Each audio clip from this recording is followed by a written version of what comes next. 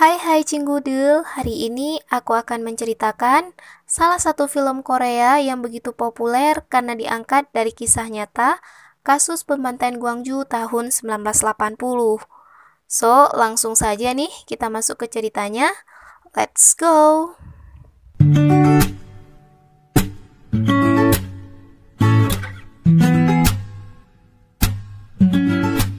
Nah, saat itu tahun 1980 musim semi di Seoul, seorang supir taksi sedang mengendarai mobilnya sambil bernyanyi menikmati suasana. Hingga ia terlibat kemacetan karena adanya demonstrasi yang dilakukan oleh mahasiswa yang menuntut pembebasan darurat militer. Sambil mengeluh, supir taksi tersebut heran kenapa mahasiswa malah melakukan demo, bukannya kuliah dengan baik. Hingga tiba-tiba seorang pendemo melintas di depan mobilnya yang membuat mobil secara mendadak menabrak tumpukan kursi hingga spion mobil rusak. Saat akan meminta pertanggungjawaban si pendemo, muncullah tentara yang mengejar pendemo tersebut. Akhirnya si supir taksi pun kedatangan penumpang yang sedang hamil besar minta diantarkan ke rumah sakit karena akan melahirkan. Setelah mengebut habis-habisan menghindari kemacetan, akhirnya taksi pun tiba di rumah sakit. Nah, si penumpang yang sangat kesakitan malah tidak membawa dompet hingga tidak bisa membayar ongkos taksi. Meski kesal, supir taksi tetap mendoakan agar lahirannya berjalan dengan lancar. Hari mulai gelap, supir taksi pun pulang ke rumah. Ternyata nih, dia hanya tinggal berdua dengan anaknya yang bernama Enjong. Dahi Enjong terluka. Ketika ayahnya bertanya kenapa dahinya terluka, Enjong menjawab karena dia jatuh saat bermain. Namun ayahnya yakin, pasti Enjong berantem lagi dengan Sanggu, anak tetangga yang ternyata pemilik rumah sewa mereka. Awalnya nih ayah Enjong akan marah, tetapi si ibu malah mengungkit uang sewa yang tidak ia bayar selama 4 bulan. Nyali ayah Enjong pun menjadi ciut dan meminta maaf karena tidak bisa membayar uang sewa rumah. Saat kembali ke rumah, Enjong menyiapkan makanan untuk ayahnya. Ayahnya protes, kenapa Enjong terus memijak bagian belakang sepatunya, padahal nih sepatunya memang sudah kekecilan. Setelah makan dan mengobati luka di dahi Enjong, ayah berjanji akan mencari uang yang banyak dan membuat janji piknik di hari libur. Namun Enjong menolak karena ia yakin pasti banyak pelanggan taksi di hari libur. Sementara itu, 19 Mei tahun 1980, di pusat pers Tokyo, Jepang, seorang jurnalis asal Jerman yang bernama Jurgen Hinz-Peter bertemu dengan beberapa jurnalis yang sebelumnya berada di Korea Selatan. Mereka pun memberitahu Peter kondisi Korea Selatan yang begitu tegang karena diberlakukannya darurat militer. Peter pun akhirnya berangkat ke Korea Selatan untuk meliput situasi di sana. Namun, ia menyamar sebagai seorang pendeta. Di Seoul, Peter menemui seorang kenalan yang memberitahunya jika terjadi pembantaian besar-besaran di Gwangju, salah satu kota di Korea Selatan. Namun, tidak ada yang memuat berita tersebut. Padahal nih, begitu banyak warga yang menjadi korban. Sambungan telepon ke Gwangju pun sudah diputus, sehingga mereka tidak tahu kondisi yang sebenarnya terjadi di kota Gwangju. Peter pun memutuskan harus berangkat ke Gwangju untuk mengetahui yang sebenarnya terjadi. Nah, kembali lagi nih dengan si supir taksi. Ternyata ia sedang memperbaiki spion mobilnya di sebuah bengkel sambil berdebat kecil dengan pemilik bengkel tentang ongkos perbaikan. Si supir pun akhirnya makan. Namun dia hanya makan dengan lauk kimchi seadanya. Teman si supir yang ternyata merupakan ayah Sanggu pun menggajaknya untuk makan di warung. Di sana banyak supir taksi dari perusahaan yang sedang makan.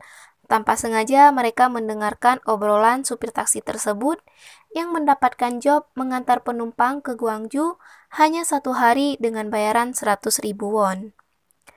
Supir taksi yang mendengarkan obrolan tersebut segera kabur dan mencoba menjemput si pelanggan yang ternyata merupakan Jurgen Hinz-Peter, jurnalis asal Jerman. Supir taksi yang bernama Supir Kim pun akhirnya berkenalan dengan Peter. Ia beralasan jika supir taksi dari perusahaan sedang sibuk, hingga dialah yang menggantikannya untuk mengantarkan Peter ke kota Gwangju. Nah, dengan bermodalkan bahasa Inggris yang pas-pasan karena pernah bekerja di Arab Saudi, supir Kim pun akhirnya mengantarkan Peter ke kota Gwangju. Perjalanan dari Seoul ke Gwangju cukup jauh.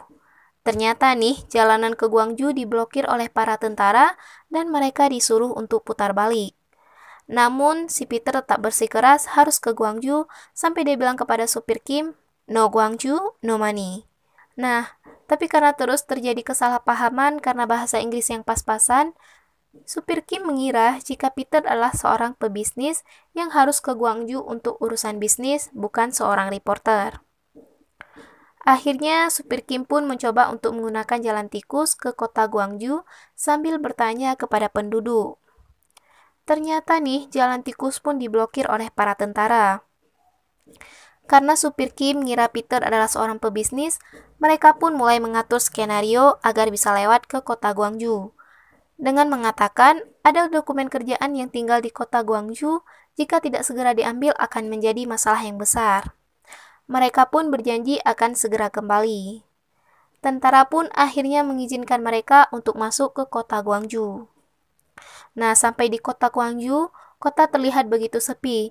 Begitu banyak banner yang bertuliskan Gerakan Demokrasi Gwangju. Peter pun segera mengeluarkan kameranya untuk merekam momen tersebut.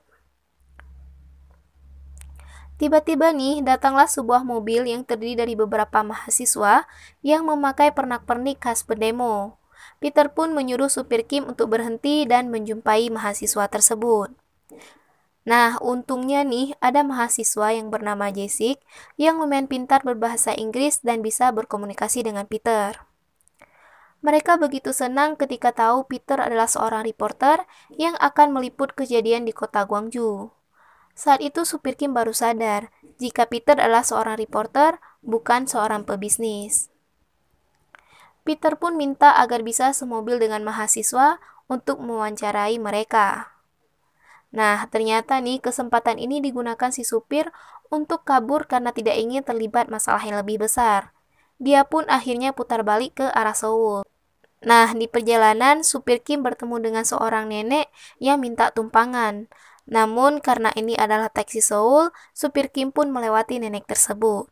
Karena kasihan, supir Kim pun akhirnya mengantarkan si nenek yang ternyata ingin ke rumah sakit. Nah, di rumah sakit begitu banyak taksi yang terparkir. Seorang reporter lokal ingin menaiki taksi tersebut, namun ditolak. Ternyata nih, taksi-taksi di Gwangju, mereka mengevakuasi korban demonstran ke rumah sakit. Nah, ternyata nenek tersebut mencari anaknya yang bernama Yongpyo di rumah sakit. Keadaan di rumah sakit sangat kacau, begitu banyak korban-korban aksi demo. Si nenek pun akhirnya berjumpa dengan anaknya yang merupakan salah satu mahasiswa yang diwawancarai Peter di mobil tadi. Nah, akhirnya supir Kim pun kembali berjumpa dengan Peter, yang sudah mencarinya berjam-jam karena di taksi ada peralatan kamera Peter yang begitu mahal. Supir Kim tidak tahu. Nah, karena marah, si Peter pun memberikan bayaran supir Kim dan menyuruhnya untuk kembali ke Seoul. Nah, ternyata nih hal ini menjadi tontonan para taksi lokal dan mahasiswa. Mereka merasa berlebihan jika seorang supir dibayar 100.000 won hanya untuk mengantar pelanggan dari Seoul ke kota Gwangju.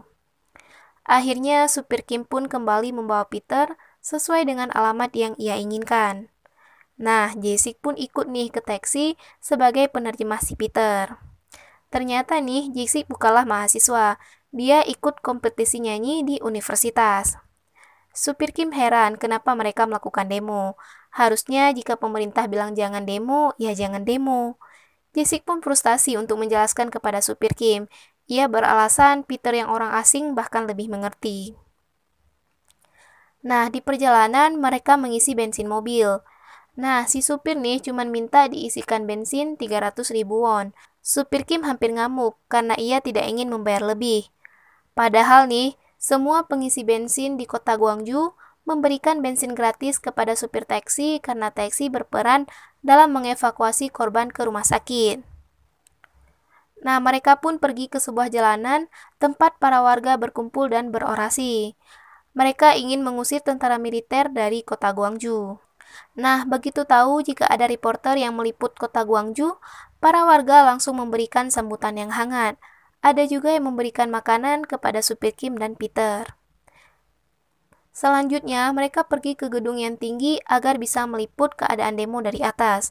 Di sana, Peter berjumpa dengan beberapa reporter lokal yang juga meliput dari atas. Nah, reporter lokal menyuruh Peter untuk berhati-hati karena pemerintah melarang reporter untuk meliput keadaan di kota Guangzhou. Begitu juga dengan pers asing. Jika pemerintah tahu, Peter pasti akan dibunuh. Begitu juga dengan orang-orang yang membantu Peter. Nah, mulailah nih terjadi keributan antara tentara dan warga Guangzhou. Tentara begitu brutal, mereka langsung memukul habis-habisan warga Guangzhou. Peter pun turun ke bawah untuk meliput lebih dekat. Saat itu, warga minta penurunan Presiden Korea Selatan yang bernama Chon Doo-hwan yang dikenal sangat diktator. Dari bawah kondisi lebih kisruh. Supir Kim takut karena merasa sangat berbahaya. Ia pun menyuruh Peter untuk berhenti meliput. Saat itu kamera Peter bahkan terjatuh karena ulah supir Kim. Peter begitu marah. Nah, tentara nih menyerang warga habis-habisan dengan senjata, tembakan, mobil tank, dan memukul warga dengan baton stick tongkat tentara. Peter pun merekam semua momen tersebut. Nah, ternyata nih ada yang melihat jika ada seorang reporter yang meliput kejadian tersebut. Nah, apa yang terjadi selanjutnya kepada supir Kim dan Peter? Kita akan bahas di part 2.